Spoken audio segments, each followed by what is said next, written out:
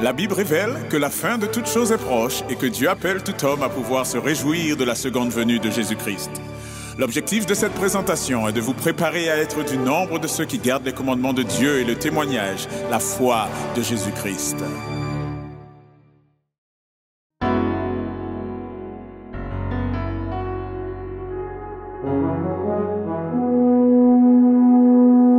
Annonçons partout le dernier message du Seigneur Jésus revenant des cieux.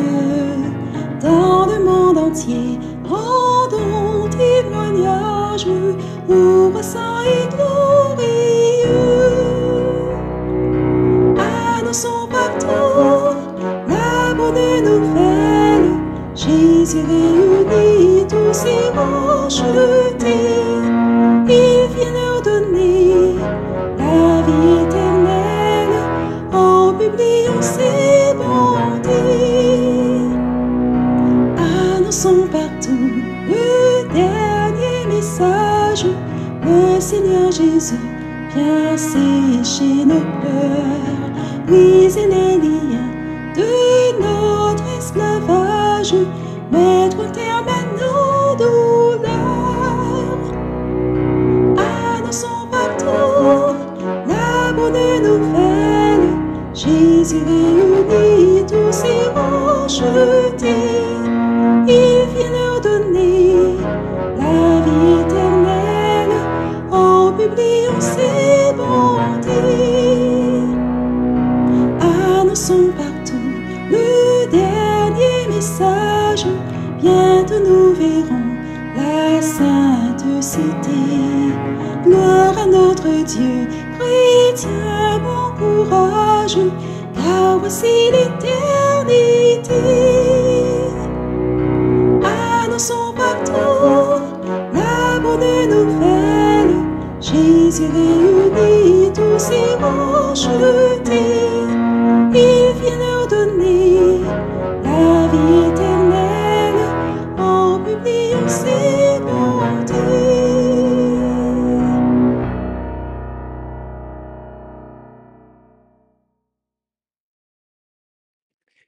Je salue tout un chacun et je vous souhaite la bienvenue dans le nom de notre Seigneur Jésus-Christ. Je vous souhaite aussi un très bon sabbat en Jésus-Christ et nous allons avoir ce moment de partage de la parole de Dieu, ce moment supplémentaire dans ce service et nous allons pour cela commencer par la prière et je vous inviterai là où c'est possible à pouvoir vous prosterner pour cela.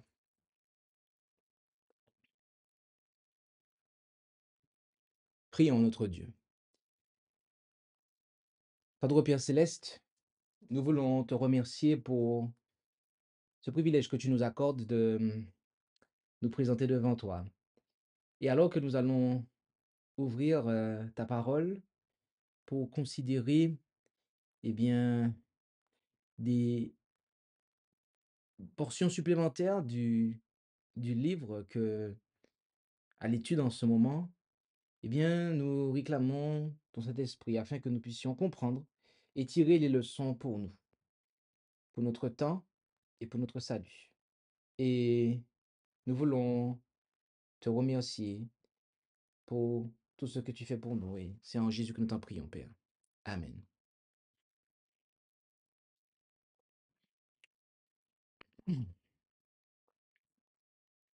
Nous étudions en ce moment le livre du prophète Daniel et nous allons commencer durant cette heure notre 46e étude de cette série sur le livre du prophète Daniel donc.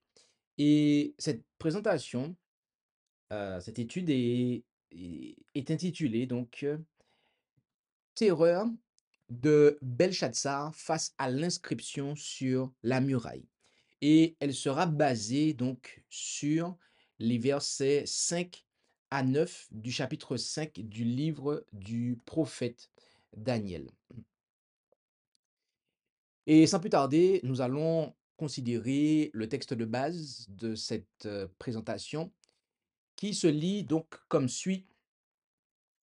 À ce moment-là, c'est-à-dire au moment où ils étaient en pleine orgie, au moment où, eh bien, ils étaient en train de blasphémer le Dieu du ciel, au moment où, eh bien, ils étaient en train de commettre un sacrilège, de prendre, eh bien, les ustensiles qui étaient dédiés au culte du vrai Dieu pour s'en servir, pour s'intoxiquer. Et ils étaient en train de glorifier les dieux d'or, d'argent, d'airain, de bois, etc., de pierre. Au moment où ils étaient en train, eh bien, suite à leur immoralité, en train de blasphémer, de commettre sacrilège, de se moquer de Dieu, à ce moment-là, à ce moment-là, on vit sortir les doigts d'une main d'homme, et ils écrivaient vis-à-vis du chandelier sur l'enduit de la muraille du palais royal. Et le roi vit cette partie de main qui écrivait. Alors le roi changea de couleur, et ses pensées le troublèrent. Les jointures de ses reins se relâchèrent, et ses genoux se heurtèrent l'un contre l'autre. Le roi cria avec force qu'on fit venir les astrologues, les chaldéens et les devins. Le roi prit la parole et dit aux sages de Babylone: Quiconque lira cette écriture et m'en donnera l'interprétation sera revêtu de pourpre. Il aura un collier d'or à son cou. Il sera le troisième dans le gouvernement du royaume. Alors les sages du roi entrèrent, mais ils ne purent lire l'écriture, ni en donner au roi l'interprétation. De sorte que le roi Belshazzar fut fort troublé. Il changea de couleur, et ses grands furent consternés. Nous allons, comme à notre habitude, examiner verset par verset, de manière à pouvoir expliquer ce passage pour bien le comprendre avant de pouvoir en tirer des leçons pour nous. À ce moment-là, voyez comment Dieu effraya le roi et le frappa de terreur. Belshazzar et ses seigneurs sont au milieu de leur réjouissance. L'alcool coulait à flot et tout le monde était en gaieté, méprisant non seulement le pouvoir de l'empire médo-persan aux portes de la ville qui assiégeait Babylone, mais aussi bien que le pouvoir du Dieu des cieux. Belshazzar était loin de penser qu'un témoin céleste assistait silencieusement à cette orgie païenne, qu'un spectateur invisible considérait cette scène de profanation et prêtait l'oreille à la joie sacrilège des invités et voyait leur idolâtrie. Mais bientôt, l'hôte qui n'avait pas été invité fit sentir sa présence. Au moment où le festin atteignit le paroxysme du déchaînement, au moment même où cette assemblée était en train de blasphémer le Dieu du ciel, on vit sortir les doigts d'une main d'homme et ils écrivaient vis-à-vis du chandelier. Ces doigts, nous pourrions nous poser la question, à qui étaient-ce les doigts de qui? D'accord? À qui appartenait cette main qui écrivait? De qui était-ce la main? L'Écriture nous rapporte que quelqu'un a eu l'occasion d'écrire silencieusement. En effet, en Jean 8, versets 4 à 9, ils lui dirent: Maître, cette femme a été surprise sur le fait commettant adultère. Or, Moïse nous y a ordonné dans la loi de lapider ces sortes de personnes. Toi donc, qu'en dis-tu? Il disait cela pour l'éprouver, afin de le pouvoir l'accuser. Mais Jésus, s'étant baissé, écrivait avec le doigt sur la terre. Et comme il continuait à l'interroger, s'étant redressé, il leur dit: Que celui de vous qui est sans péché jette le premier la pierre contre elle. Et s'étant encore baissé, il écrivait sur la terre. Quand ils entendirent cela, se sentant repris par leur conscience, ils sortirent l'un après l'autre, commençant depuis les plus vieux jusqu'au dernier. Et Jésus demeura seul avec la femme qui était là au milieu. Jésus s'était baissé pour écrire sur le sol. Il était en train d'écrire les péchés de ceux qui étaient en train d'accuser cette femme. OK? Et d'ailleurs, il y avait là un acte de justice, car la loi disait que les deux qui avaient été commis en acte d'adultère devaient être lapidés. Or, eux, ils n'avaient pris qu'une seule personne. Donc, il y avait là un procès vraiment injuste, en fait. Il y a beaucoup d'injustice dans ce passage, en fait. Je vous ai donné juste un extrait. Mais Jésus était en train d'écrire leurs péchés sur le sol, en réalité. Et donc, on voit qu'avant de le faire ici pour ces faux religieux, eh bien, Jésus le fit pour Belshazzar. Certains pensent que l'écriture fut une vision produite par l'ivresse ou le délire du roi et qu'il s'agissait là de phénomène qu'il aurait été le seul à voir et que pour tous les autres, la muraille du palais serait restée vierge, qu'il n'y aurait pas eu de message, concrètement parlant, écrit sur la muraille. Mais voyez-vous, il ne peut s'agir d'une simple vision du roi, car plus tard, à l'arrivée des sages, et encore plus tard, lorsque Daniel se présenta, l'écriture était visible. Il ne fait aucun doute que l'auteur de ce récit avait l'intention de raconter un miracle et pas une vision personnelle. Ici, rien n'a été fait ou envoyé pour les effrayer, en réalité, pour faire du bruit ou pour menacer leur vie. Ce que je veux dire, c'est qu'il n'y a pas eu de coup de tonnerre ni d'éclair. Il n'y a pas d'ange destructeur avec son épée à la main qui s'est présenté. Non, rien de cela. Seulement les doigts d'une main d'homme écrivant sur la muraille face au chandelier, à la lumière du chandelier, là où ils pouvaient tous le voir, à la lumière du chandelier. Le terme chandelier ici est au singulier, ce qui indique qu'il était le seul, apparemment, à éclairer cette salle de festin. Et certains commentateurs affirment que ce chandelier fut pris dans le temple de Jérusalem. C'est une affirmation qui n'est pas prouvée. Euh, nous pourrions dire que c'est une conjecture, une proposition. Mais si cette suggestion est vraie, ce qui n'est pas démontrable, dans ce cas, la proximité de l'écriture avec le chandelier indiquerait que la réprimande inscrite sur la muraille était dirigée contre ce sacrilège. Ou en tout cas, cela renforcerait cette signification, car elle est déjà là, mais cela ne ferait que la renforcer. On nous dit ensuite que il l'écrivit sur l'enduit donc de la muraille. Si la grande salle du trône mise au jour par Colway dans le palais sud de la Babylone de Nebuchadnezzar fut le théâtre de ce festin, il n'est pas difficile de visualiser ce qu'il s'est passé au moment fatidique décrit ici. Cette salle, qui a été donc découverte par l'archéologie, mesurait 17 mètres sur 52.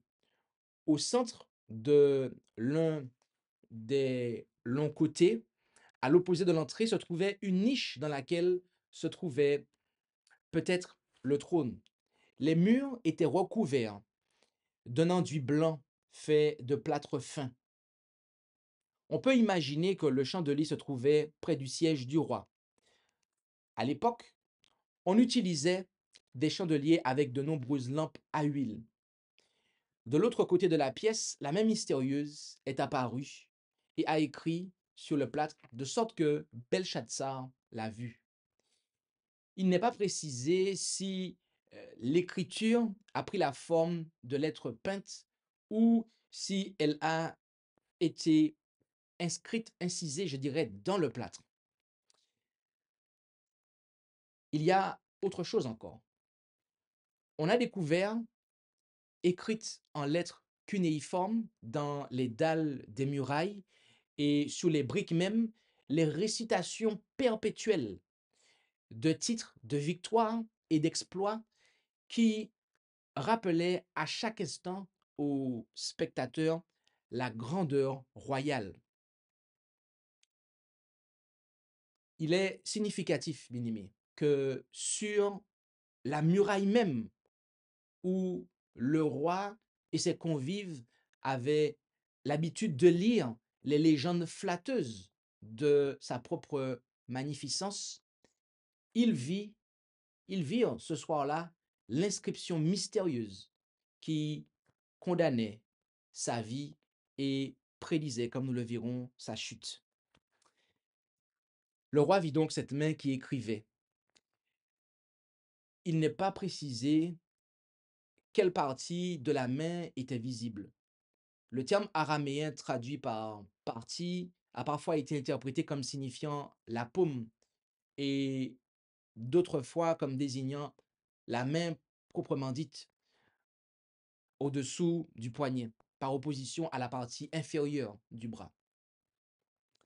Le roi vit la partie de la main qui écrivait, mais il ne vit pas la personne dont c'était la main, ce qui rendit la chose encore plus effrayante à ses yeux. Une main pâle apparut et traça sur l'enduit de la muraille du palais royal des caractères étincelants comme du feu. Des mots qui, bien qu'indéchiffrables pour la vaste assemblée, étaient de sinistres présages pour le roi et ses invités. Verset 6. Alors le roi changea de couleur et ses pensées le troublèrent. Les jointures de ses reins se relâchèrent et ses genoux se heurtèrent l'un contre l'autre. Aussitôt que Belshazzar vit apparaître la main qui traçait silencieusement sur la muraille ces caractères mystérieux, il se leva de son trône et fut le plus terrifié de tous ceux qui étaient présents, car c'était lui le responsable de cette révolte contre Dieu. Dans ce lieu où des quelques instants auparavant, devrais-je dire, régnait l'hilarité et le blasphème, des visages mortellement pâles se détachaient au milieu de cris d'épouvante. Le visage du roi lui-même changea de couleur et devint pâle. Mais que se passa-t-il?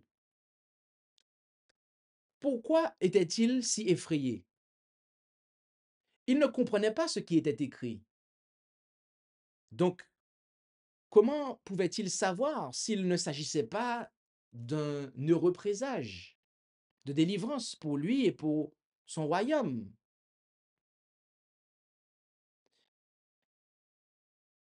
Le fait est que ses pensées le troublèrent, nous dit le texte.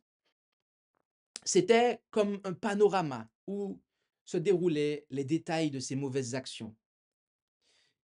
Il se rendit compte à ce moment-là, sans doute, du danger mortel dans lequel l'Empire avait été jeté à cause de ses maladresses politiques passées, de sa propre vie et de ses actes immoraux, de la récente défaite désastreuse de son armée et des actes sacrilèges et blasphématoires auxquels il venait de se livrer. Dès lors, toutes sortes de pensées horribles se mirent à traverser son esprit. Sa conscience coupable lui disait qu'il n'avait aucune raison d'attendre de bonnes nouvelles du ciel et qu'une main du ciel ne pouvait rien écrire d'autre que de la terreur à son égard. Celui qui se vantait, ou devrais-je dire Belshazzar, lui, eh bien, se savait dès lors être justiciable du royaume de Dieu. Et il en conclut aussitôt qu'il était mis en état d'arrestation au nom du Dieu des cieux, afin de comparaître à la barre de son tribunal. Tout cela fit que les jointures de ses reins se relâchèrent. Littéralement, cela signifie que les articulations de ses reins se dérobèrent. Cette expression signifie que les articulations de ses hanches et la partie supérieure de ses jambes devinrent molles, ce qui est un symptôme de panique extrême. Et ces tremblements furent si violents que ses genoux se heurtèrent les uns contre les autres. Devant ce spectateur invisible, représentant celui dont on avait défié et blasphémé le nom, le roi fut paralysé de terreur. Il s'était élevé contre le Dieu du ciel. Il avait compté sur sa propre puissance, sans supposer que quelqu'un oserait lui dire un jour: pourquoi agis-tu ainsi? Dès lors, il comprenait que le moment était venu pour lui de rendre des comptes de la gestion qui lui avait été confiée et qu'il n'avait plus d'excuses à présenter pour les occasions manquées et son attitude provocante. L'heure était venue où devait s'accomplir ce qui avait été dit depuis longtemps du royaume de Babylone, lorsque sa ville serait assiégée par les Perses et les Mèdes. En effet, prophétie contre le désert de la mer. Il vient du désert et de la terre formidable, comme des tourbillons qui s'élèvent du pays du Midi pour traverser. Une vision terrible m'a été révélée. Le perfide est perfide. Celui qui saccage toujours. Et la mille, montée, Mède, assiégée. J'ai fait cesser tous ces soupirs. C'est pourquoi mes reins ont été remplis de douleur et des angoisses m'ont saisi. Telles que sont les angoisses de celle qui enfante, je me suis tourmenté à cause de ce que j'ai ouï, et j'ai été éperdu à cause de ce que j'ai vu. Mon cœur a été agité çà et là, et j'ai troublé de frayeur. On m'a rendu effrayante la nuit de mes plaisirs.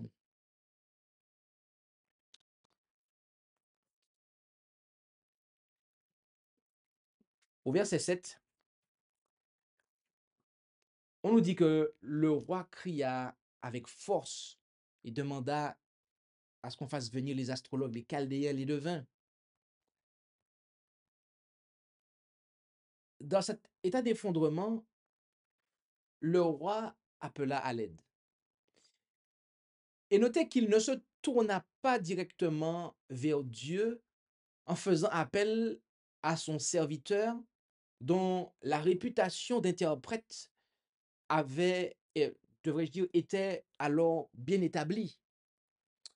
Non, mais il s'écria à haute voix et demanda que l'on fasse venir tous les sages de Babylone qui, plus d'une fois, avaient été pris en flagrant délit d'imposture.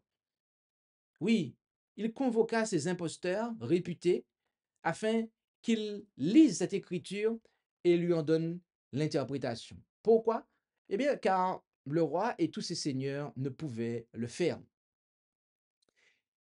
Et pour inciter ces sages à déployer toute leur habileté en la matière et les pousser à l'émulation, le roi leur promit que celui qui lui rendrait un compte satisfaisant de cette écriture recevrait les plus grands honneurs de la cour. Partant du principe que la richesse permet d'acheter n'importe quoi, Belshazzar offrit sa récompense en des termes qui lui auraient plu. Une robe écarlate et une chaîne d'or, et la troisième place dans le gouvernement. Cette offre du roi montre l'ampleur de sa peur. En effet, le roi venait de recevoir un message de la part du Dieu des cieux qu'il venait de blasphémer. Les armées perses assiégeaient Babylone et les forces babyloniennes avaient déjà subi des défaites. Belshazzar était dans une situation désespérée et aurait été prêt à donner tout ce qui était en son pouvoir à quiconque aurait pu l'aider. La troisième place dans le royaume était le plus grand honneur qu'il pouvait conférer. Nous allons passer en revue un petit instant les trois choses qu'il propose de donner à celui qui, eh bien, lui donnerait l'interprétation. Une robe de pourpre, d'accord? Le fait que la pourpre était la couleur royale dans l'Antiquité est attesté par des documents datant de l'époque des Perses. On le voit que cela était même valable chez les Perses. Et Mardochée sortait de devant le roi en vêtements royaux de couleur pourpre. Ok, donc on voit que le pourpre est égal était la couleur des vêtements royaux en Esther 8, verset 15. La coutume d'honorer les fonctionnaires préférés de la couronne en leur accordant des chaînes, des décorations ou des colliers en or existait en Égypte depuis plusieurs siècles auparavant, comme on peut le voir en Genèse 41, verset 42. Alors Pharaon ôta son anneau de sa main et le mit en celle de Joseph. Et il le fit revêtir d'habits de fin lin et lui mit un collier d'or au cou. Cette coutume était courante dans les nations antiques. Maintenant, le fait que Belshazzar ne pouvait pas accorder une position plus élevée dans le royaume que celle de troisième souverain montre ce que nous avons dit dans l'étude précédente. Oui, cela montre qu'il était lui-même le second souverain du royaume de Babylone après son père, à savoir Nabonide. Maintenant, le verset 8. Alors les sages du roi entrèrent. Certains ont vu une contradiction entre cette déclaration et le récit du verset précédent, qui rapporte un discours du roi aux sages. Mais l'explication la plus naturelle est que le discours du roi, qui nous est rapporté au verset 7, a été adressé aux sages qui étaient déjà présents au banquet lorsque l'écriture est apparue sur la muraille. Le verset 8 s'appliquerait alors à tous les sages du roi, y compris ceux qui sont entrés dans la salle du festin en réponse à l'ordre de Belshazzar. Mais ils ne purent lire l'écriture ni en donner l'interprétation au roi. Les paroles inscrites sur la muraille étaient en araméen, langue connue par les fonctionnaires du royaume. Or, c'est ici l'écriture qui a été écrite Mene Mene Tekel Upharsin. C'est de l'araméen, d'accord? Ce langage était connu par les fonctionnaires du royaume de Babylone. Mais alors, pourquoi ont-ils été incapables de lire cette écriture? Pourquoi le roi lui-même a-t-il été incapable de la lire? Plusieurs raisons ont été avancées pour expliquer cette impossibilité. La première voudrait que le roi lui-même ne pouvait pas lire en raison de son état d'ébriété, de sa forte consommation d'alcool. Cette proposition ne peut pas être retenue en réalité. Une deuxième proposition est que les mots étaient si peu nombreux et si énigmatiques que même la connaissance de leur signification individuelle n'aurait pas révélé le message qu'ils contenaient. Cette proposition a du sens, mais est-ce qu'elle peut être la seule à être retenue? Voyons voir. Une troisième proposition est que les lettres elles-mêmes étaient indiscernables en raison de leur éclat éblouissant. Oui, car cela avait été tracé sur la muraille et les caractères étaient éblouissants. Cette proposition a aussi du sens et pourrait être retenue. Une quatrième proposition est que l'écriture était singulière et ne pouvait être déchiffrée que par l'illumination divine. Cela aussi peut, d'une certaine façon, avoir du sens et peut être retenu dans l'ensemble de raisons qui ont fait que, ils n'ont pas pu lire cette écriture. Mais malgré ces riches récompenses, cet appel resta vain. La sagesse divine ne saurait ni s'acheter ni se vendre. Tous les sages du roi ont été incapables de lire cette écriture et ni d'en donner l'interprétation au roi. Ils ressemblaient en cela aux sages de la génération précédente qui avaient été incapables de donner l'interprétation à Nebuchadnezzar de son songe. Enfin, le verset 9 nous dit de sorte que le roi Belshazzar fut fort troublé, il changea de couleur et ses grands furent consternés. Les sages de Babylone ne purent ni lire ni interpréter l'écriture sur la muraille. Par conséquent, Belshazzar devint encore plus terrifié qu'il ne l'était et son visage changea à nouveau de couleur. Ces grands seigneurs qu'il avait invités pour se réjouir avec lui, qui avaient donc été ses compagnons de joie, eh bien, étaient dès lors maintenant ses compagnons d'épouvante et eux-mêmes furent déconcertés. Bien-aimés, beaucoup de choses peuvent être dites arrivées à ce stade. Beaucoup de choses peuvent être dites arrivées à ce stade. Mais avant de pouvoir aller de l'avant, où nous allons, eh bien, devrais-je dire, considérer quelque chose de une mise à jour, d'accord? Dans quelques instants, d'accord? Désolé pour le petit bug. J'étais en train de cogiter pour être sûr que j'allais poser la chose au bon moment, car nous laissons la place au Saint-Esprit de Dieu pour être sûr que les choses arrivent à point nommé. Nous allons considérer des passages de la parole de Dieu. Mais avant cela, nous allons, eh bien, euh, partager plusieurs pensées. Notons les circonstances de la déclaration du jugement, car c'était là une déclaration de jugement. Cela a eu lieu dans le palais du roi. Les gardes étaient là, à pied d'œuvre, pour assurer la protection du roi. Ils pouvaient repousser l'intrus humain, mais ils n'ont pas pu. Ils n'ont pas pu exclure le messager divin. Voyez-vous, bien-aimés, le jugement peut trouver un homme dans sa propre maison.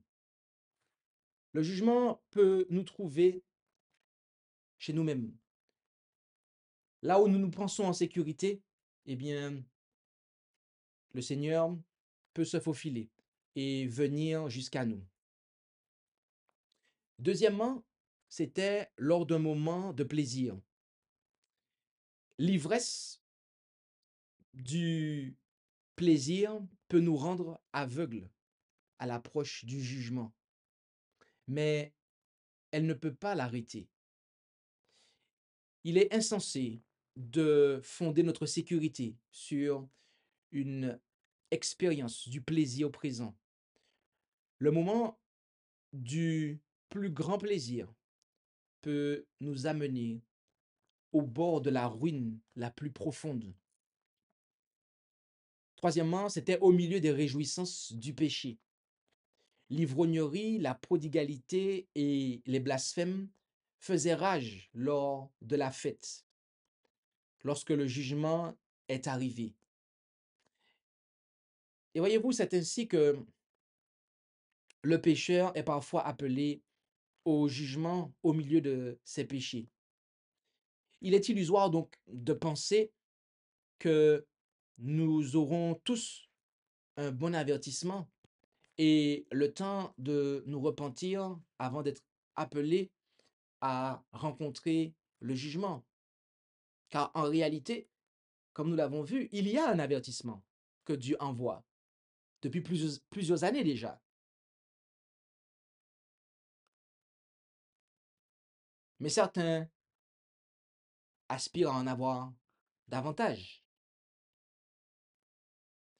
Quatrièmement, c'était dans les circonstances de négligence flagrante. L'ennemi était aux portes, mais le roi se livrait à des orgies. La négligence à l'égard du danger dans lequel nos péchés nous ont entraînés est elle-même un péché et sera punie de façon méritée. Notez un deuxième aspect maintenant, c'est que la déclaration du jugement, quant à elle, elle était publique. Le message n'a pas été remis au roi en privé. Elle a été écrite sur le mur de la salle du banquet, en présence de tous ses courtisans. Voyez-vous, lorsque nous regardons la parole de Dieu, eh bien, nous apprenons que les péchés que nous avons commis secrètement, eh bien, ils seront mis à jour au jour du jugement. Cela devrait retenir notre attention, bien-aimés. La déclaration du jugement était silencieuse. Comme nous l'avons vu, il n'y a pas eu de coup de trompette qui a été donné, pas d'éclair, pas de tonnerre, mais une main silencieuse qui écrivait sur la muraille. Dieu parle souvent de cette façon-là, et on le voit avec Élie. Ce n'était pas dans les tremblements de terre, ni dans des phénomènes extraordinaires, mais dans un murmure doux et léger. Cette méthode est souvent la plus impressionnante pour celui qui observe. Et tant que nous n'observons pas, aucune méthode n'est en fin de compte très utile. Elle est particulièrement appropriée dans la déclaration solennelle du jugement. Lorsque l'on parle du châtiment à venir, il convient de ne pas se laisser aller à des déclamations bruyantes, mais de voir qu'il y a l'emploi des mots calmes et lourds, à la limite de silence imposant. Troisièmement, c'était décisif. Les mots écrits sont plus décisifs que les mots parlés. Ils sont généralement plus pondérés. Ils sont plus durables.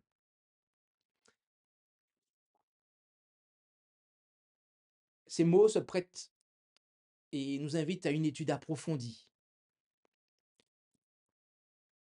Et cela nous fait penser aux termes qui ont été placés sur la croix de notre Seigneur Jésus-Christ. En Jean 19, verset 22. Nous avons aussi dans la parole de Dieu, et on va le voir tout à l'heure,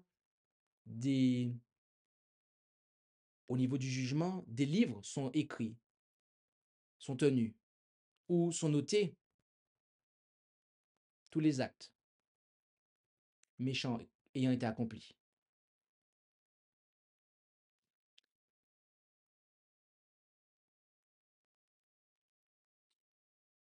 Enfin, troisièmement, nous voyons l'effet de la déclaration de jugement. Cette déclaration produisit de la terreur. Bien-aimés, nous avons là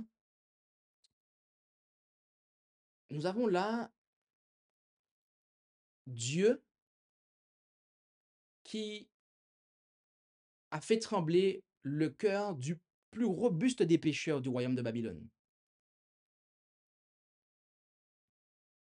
Dieu est capable de faire trembler le cœur du plus robuste des pécheurs. Et à tel point que le tyran est lui-même, après coup, tyrannisé par ses propres pensées, lesquelles lui causeront bien des ennuis. Une main a écrit sur la muraille C'est une main qui a été vue.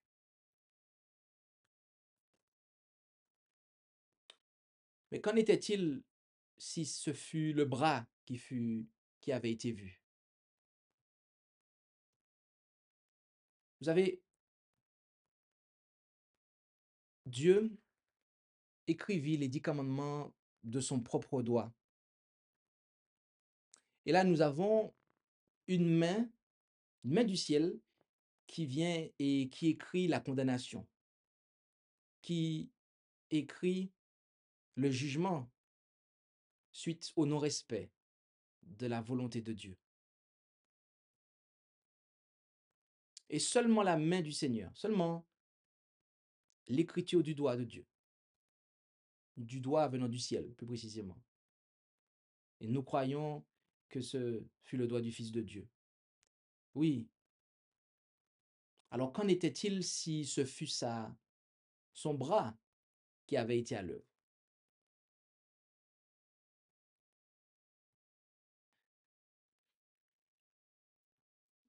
Bien-aimés, la fois précédente, nous avons considéré une présentation qui avait pour titre Blasphème contre Dieu lors d'un festin immoral. Et nous avons donné cette présentation, le samedi 27 juillet 2024. La veille, le vendredi 26 juillet 2024, a eu lieu la cérémonie d'ouverture des Jeux olympiques de France. Ces Jeux olympiques ont été organisés en 2024 en France. Et lors de cette cérémonie d'ouverture des Jeux olympiques, il s'est passé beaucoup de choses. Et de manière vraiment frappante, nous voyons que la veille même où ce message a été donné, mais nous n'en avons pas parlé parce que notre cerveau n'était pas branché sur l'actualité à ce moment-là, étant le jour du sabbat, eh bien, il s'est passé quelque chose vraiment en rapport avec la présentation que nous avons donnée. En effet, nous avons vu une scène véritablement de blasphème. Et une scène de blasphème où nous avons vu des drag queens, eh bien, mimer le souper du Seigneur, le service de communion fraternelle, et tout particulièrement l'aspect du souper du Seigneur. Et au début, certains ont pensé que c'était une interprétation, mais les autorités officielles même et des personnes dignes de confiance en matière de journalisme ont confirmé que c'était bien cela. Il faut savoir que cette cérémonie d'ouverture des Jeux olympiques 2024 en France, organisée en France, des passages de cette cérémonie ont été censurés par plusieurs pays. Il a même été la vidéo de l'intégralité de cette cérémonie a même été supprimée du compte des YouTube des JO, d'accord? Des marques, suite à cette cérémonie d'ouverture, ont cessé d'être sponsors des Jeux olympiques, notamment une marque dans le Mississippi où les chrétiens sont majoritaires, où là où vous avez 95% de la population qui dit prier tous les jours, vous avez une marque très connue qui a retiré son appui financier, s'est retiré en tant que sponsor de ces Jeux olympiques. Nous avons eu là quelque chose qui est une application, de ce que nous voyons au début de Daniel chapitre 5. Bien-aimés, lors de cette cérémonie d'ouverture, nous n'avons pas vu, à ce que je sache, de main, de doigts écrire sur la tour Eiffel un message effrayant. Il n'y a pas eu la même manifestation qu'en Daniel chapitre 5. Mais permettez-moi de vous dire que même si il n'y a pas eu la même démonstration à Paris qu'en Daniel chapitre 5, néanmoins, la même chose se reproduira. En effet, l'Écriture nous dit que le triomphe des méchants est de courte durée et que la joie de l'hypocrite n'est que d'un moment. Bien-aimé, le Seigneur a certainement pris en considération ce qui s'est passé ce soir-là. Et il appellera en jugement ceux qui ont de près ou de loin cautionné ce qui s'est passé. Et nous parlons de cela, mais nous parlons aussi de tout acte qui est en désaccord avec la parole de Dieu. Tout cela sera amené en jugement, car bien qu'il ne soit pas invité dans les fêtes qui sont organisées, dans les célébrations, eh bien, néanmoins, il y a toujours un témoin invisible qui est là et qui prend note de ce qui se passe.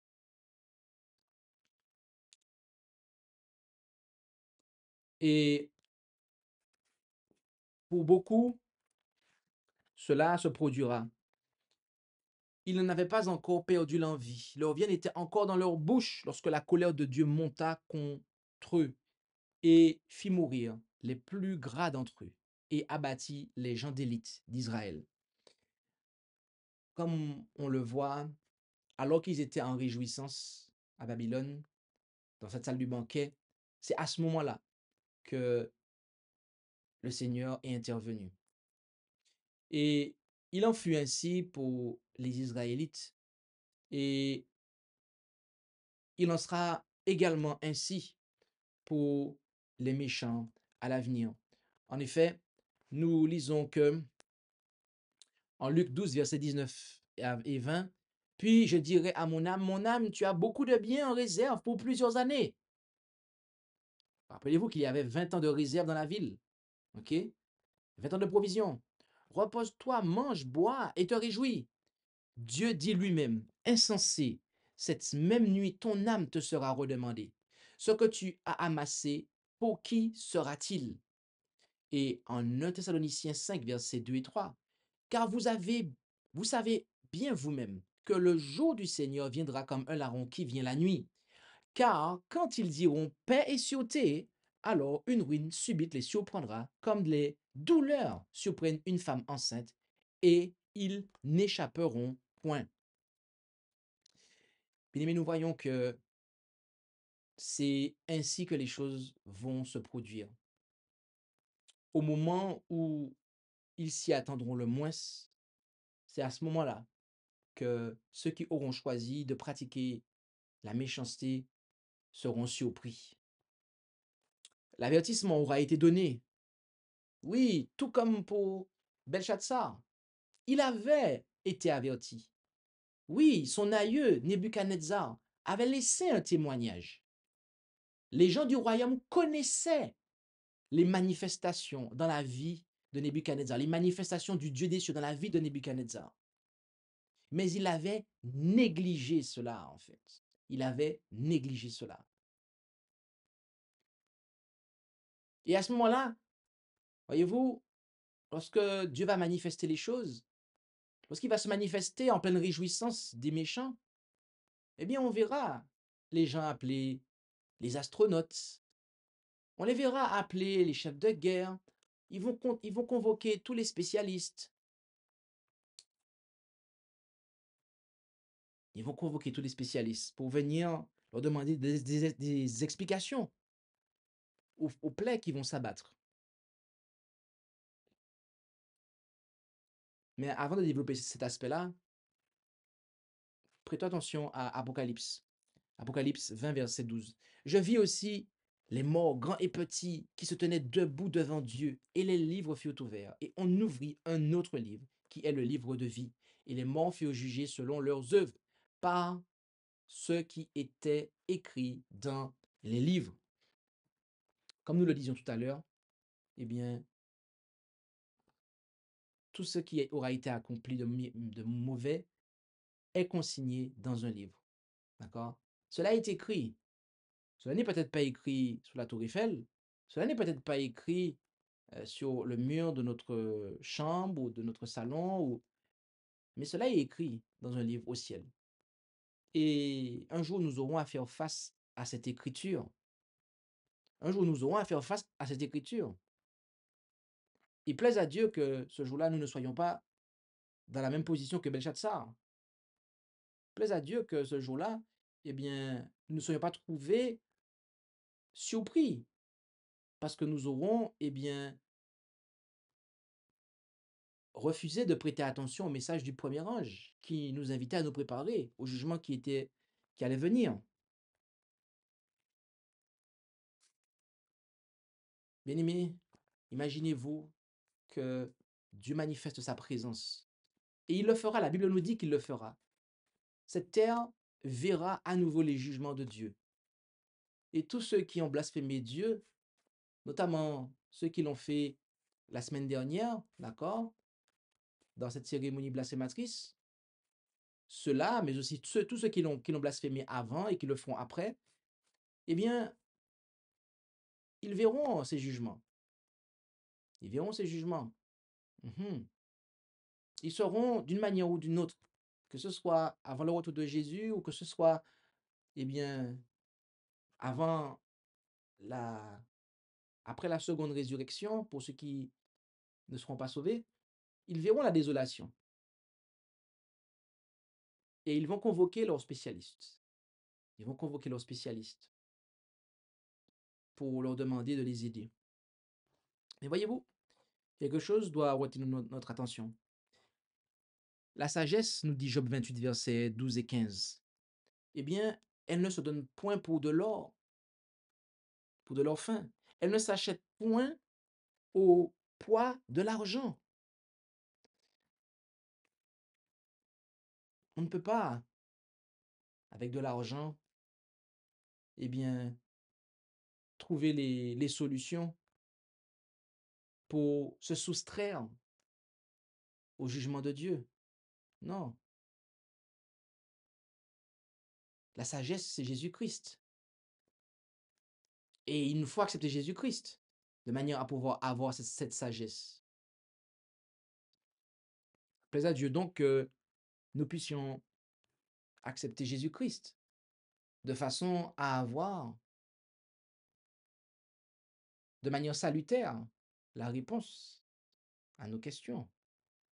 Car autrement, si nous n'avons pas Jésus-Christ, comme nous le verrons la fois prochaine, dans la prochaine présentation, eh bien, ça sera pour notre condamnation. La connaissance nous sera apportée, mais pour notre condamnation et pas pour notre salut. En Ésaïe 47, verset 13, tu t'es fatigué par la multitude des conseils que tu as demandés, que ceux qui étudient le ciel, qui contemplent les étoiles et qui font leurs prédictions selon les lunes paraissent maintenant et qu'ils te délivrent de ce qui va t'arriver. Jérémie 51, verset 57. J'enivrerai tous ces principaux et ces sages, ces gouverneurs, ces magistrats et les hommes forts. Ils dormiront d'un sommeil perpétuel et ils ne se réveilleront plus, dit le roi duquel le nom est l'Éternel des armées. Comme nous l'avons dit, le roi lui-même s'est enivré, mais aussi tous ses principaux aussi. Et ils étaient tous incapables de pouvoir aider. Tous ceux qui égarent, qui contribuent à égarer les gens, tous les imposteurs qui ont déjà été pris en flagrant délit d'imposture, mais qui continueront, eh bien, ils seront aussi pris en main. En Ésaïe 13, versets 6 et 7, il nous est dit: hurlez, car la journée de l'Éternel est près.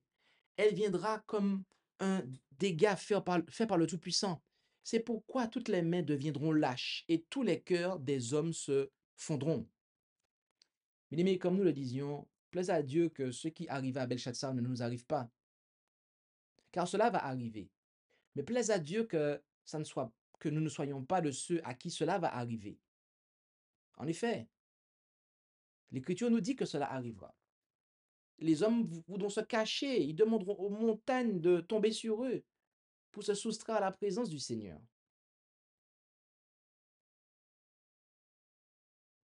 Les gens seront pris d'une panique extrême lorsque les manifestations du jugement, lorsqu'ils verront la manifestation de leur jugement.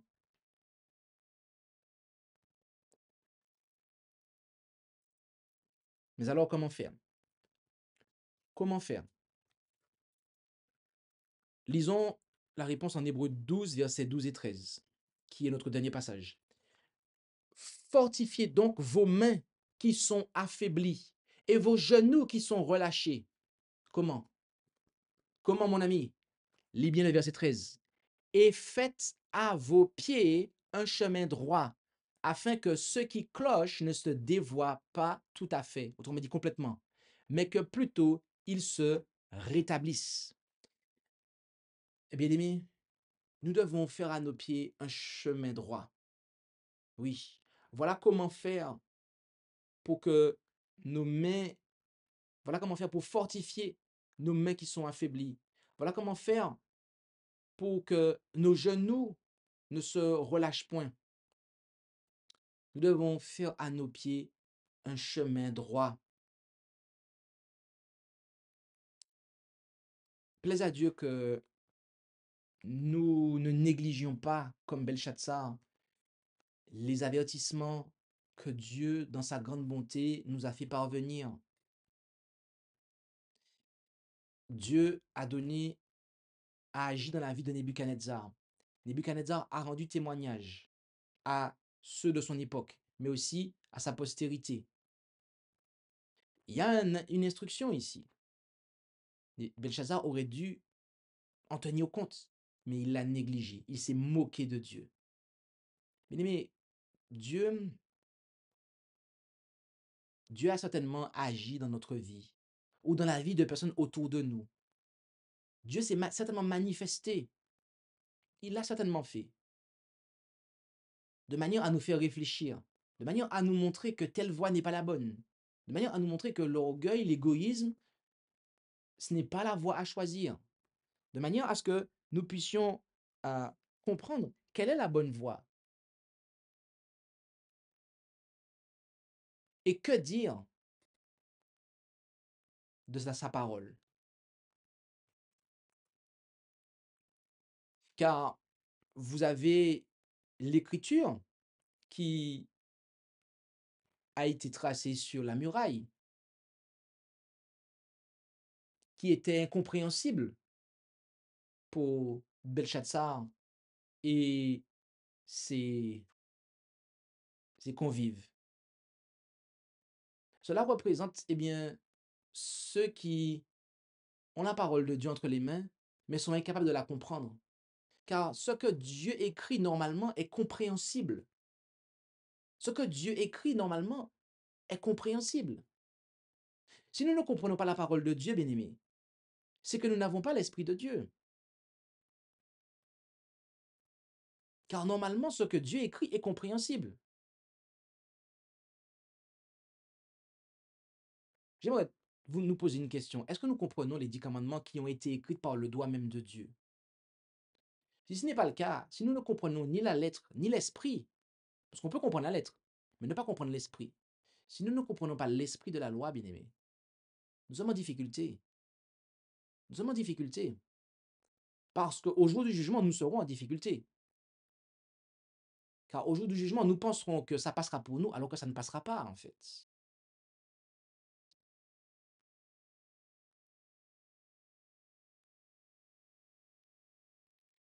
C'est pour ça que nous devons faire à nos pieds un chemin droit. Nous devons, eh bien, prendre en considération ce que Dieu nous a donné comme instruction dans sa parole et le mettre en application. Voilà ce que signifie se faire un chemin droit. Mettre en application la parole de Dieu. Marcher dans la droiture. Accepter le Christ. L'inviter dans nos réjouissances que nous faisons dans cette vie que nous avons, car nous vivons à l'époque du jugement. Nous ne pouvons pas nous permettre à un seul instant de ne pas avoir Jésus avec nous. Car ne pas l'avoir avec nous, eh bien, en un instant, c'est nous éloigner de Dieu, être loin de Dieu. Alors, plaise à Dieu que nous puissions mettre en application la parole de Dieu, comprendre, lire et étudier, comprendre la parole de Dieu, la mettre en application, de sorte que nous ne soyons pas, eh bien, surpris par l'action de Dieu, de sorte que nous ne soyons pas confus, ébranlés, effrayés, parce que nous aurons la paix avec Dieu. C'est ma prière pour vous et pour moi. Amen. Si vous avez des questions, n'hésitez pas à pouvoir les poser dans les commentaires de cet enregistrement. Et avant de prier, nous allons prendre le chantème.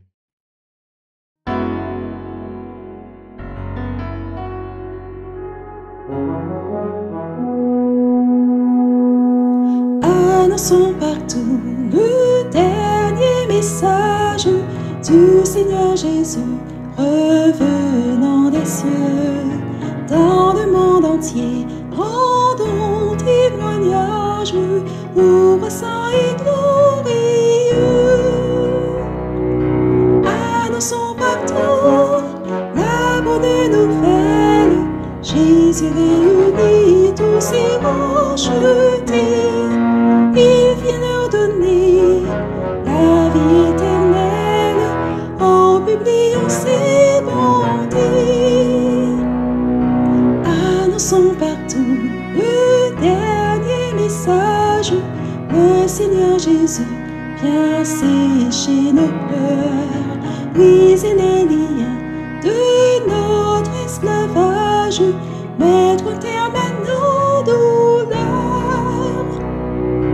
Annonçons partout la bonne nouvelle, Jésus réunit tous ses rachetés. Il vient leur donner la vie éternelle en publiant ses bontés.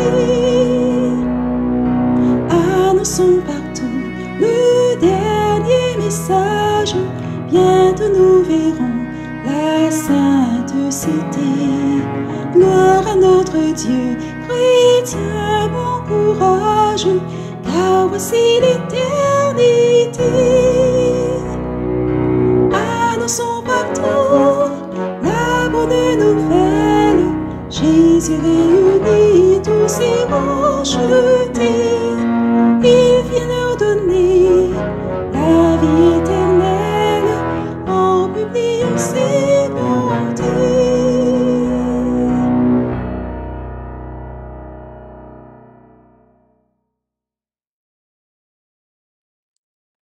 Amen. Eh bien, je vous invite à pouvoir vous joindre à moi en prenant la position qu'il convient pour la prière. Prions notre Dieu. Notre Père Céleste, nous voulons te remercier pour ta parole qui est véritablement une lampe à nos pieds et une lumière sur notre sentier.